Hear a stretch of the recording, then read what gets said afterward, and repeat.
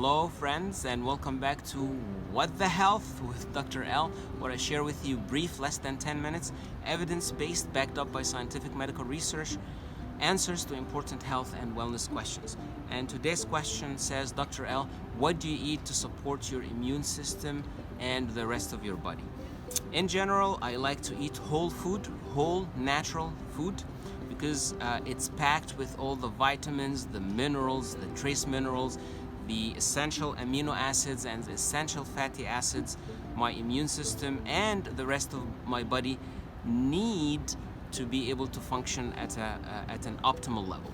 I try as much as possible, with a few exceptions, I try to stay away from processed and packaged food because I know it's deprived of a lot of these minerals and vitamins and essential fatty and amino acids, and it's done on purpose to increase its shelf life.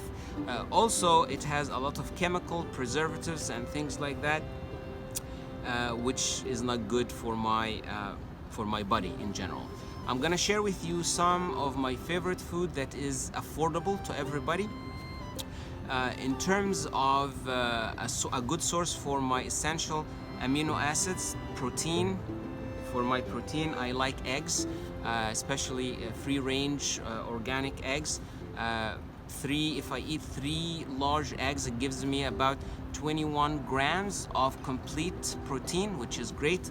In addition to that, it has some vitamin D, some vitamin A. It has also some calcium, which is great to support the function of my immune system. I also like steak, which, as much as possible, grass-fed organic steak.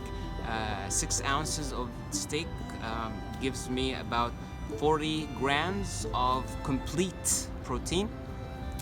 That's in addition to the other good things that it gives me a good amount of zinc, all my needs of zinc, and it's also insulin healthy. It does not spike my insulin level, and we know that people with too much insulin and insulin resistance are more susceptible to the coronavirus.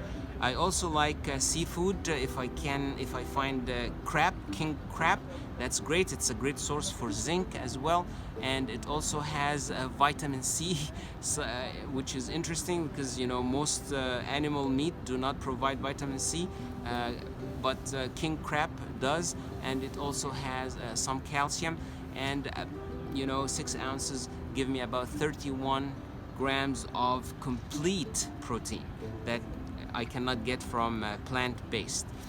If I can't find it, then I go for wild-caught fish. Wild-caught fish is good as well, and all these sources are insulin healthy. They do not cause any spike in insulin.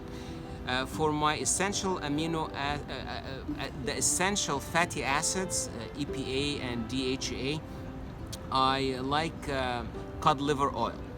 Like 1 tablespoon of cod liver oil, it gives me a good amount of EPA, eicosapentaenoic acid, and DHA, docosahexaenoic acid. These are essential fatty acids, very important for the health of our cell membrane and all the barriers of our immune system. In addition to that, it's a great source for vitamin D. Cod liver oil, probably the best source, natural source available to us, and it also gives me a good amount of vitamin A. In terms of vegetables, I like specifically bell pepper. Bell pepper is a great source for vitamin C. It also has vitamin A. It also has some zinc and a little bit of calcium, not too much calcium, but it has other trace minerals which are important for the health of the immune system. And it's also insulin healthy. And I also like broccoli. Broccoli is another great source for vitamin C. Vitamin A also has a little bit of zinc and a little bit of calcium, and it's also insulin healthy. In terms of seeds, I like pumpkin seed. Pumpkin seeds, probably one of my favorite seeds, because 3 ounces, a little bit like a handful, gives me almost all the zinc I need, and also has some calcium. It's also a good source for healthy fatty acids, not in the form of EPA and DHA that is in seafood, yet it's it could be converted into EPA and DHA form, and still fairly healthy, and it's also insulin healthy. There are other foods that includes herbs and spices I like to include in my food. These things do not have a lot of nutritional value, but they have medicinal value to them. For instance, I like ginger. Ginger is great. I can either put it in my salad or I can have it as a drink. It's anti-inflammatory and it's antifungal as well. It helps to kill candida, and it helps to get rid of yeast overgrowth. Ginger also is good for digestion. It helps to improve digestion, and it helps to support the microbiome, the healthy microbiome, the healthy bacteria that we need to participate in our immune functions. So ginger is definitely easy to find, and it's easy to include in your diet. I also like turmeric roots. Curcumin is the active ingredient, and it's a great anti-inflammatory, and it also has some antimicrobial characteristics.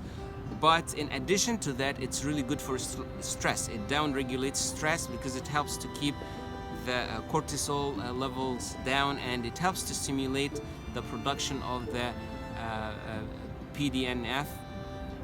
That is, BDNF is the brain-derived nootropic factor. It's a hormone that is necessary for the brain to grow new tissues and new synapses.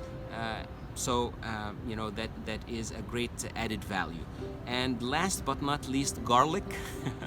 I know garlic smells, but it has allicin in it as an active ingredient, and allicin is sulfur based. It has a lot of medicinal value to it. It's antibacterial, antiviral, antifungal, anti-mold, believe it or not, and at the same time, it gives you a little bit of vitamin C, and a little bit of zinc, and a little bit of calcium, but that's not the main thing. There you have it. I hope you guys got some idea about the simple foods I like. All my love. Please remember to subscribe and share the wealth, and see you next time.